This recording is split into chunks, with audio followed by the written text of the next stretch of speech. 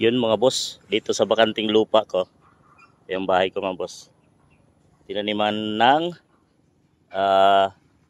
talong mga boss, yan o, naka-flat-flat. Yan sa gilid, may mga sitaw. Ayan lang.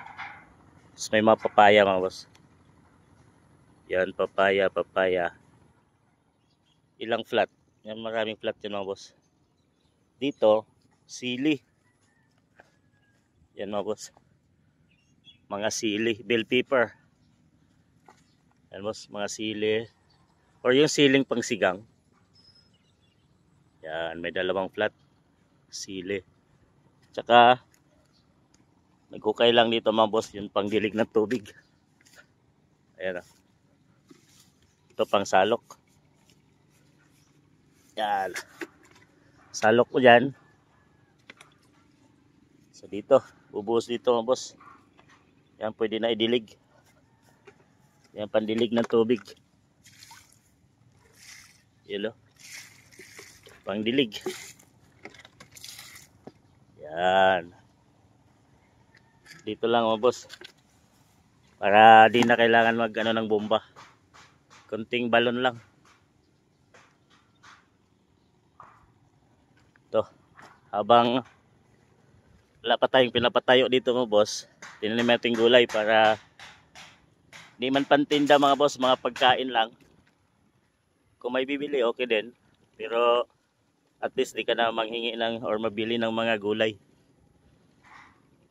Ito mga boss. May kunting sitaw. Yan. So mga bulaklak pa lang. Ito, may sumibol. Sitaw. Sa kabila mga boss, gabi. May bomba. Sila dito gumawa silang bomba. So may palayan na mga boss. Yan, hinog na. Mga ilang araw na lang, ani na yan. At dito, nag-ano na sila. Nag-landmaster na. Ayun o. Mga ilang araw na lang, tataniman na rin to. Doon sa kabila, may tanim na. So mga bukas ito, or 2 days, may tanim na to. Itong advantage sa kapwa natin magsasaka mga boss, no? Pag ganitong panahon, mag-10 PM na, pero makulimlim.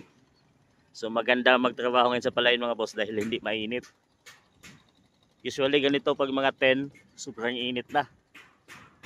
So, yan o, advantage yung magtrabaho ngayon kasi hindi masakit sa balat. Yan o.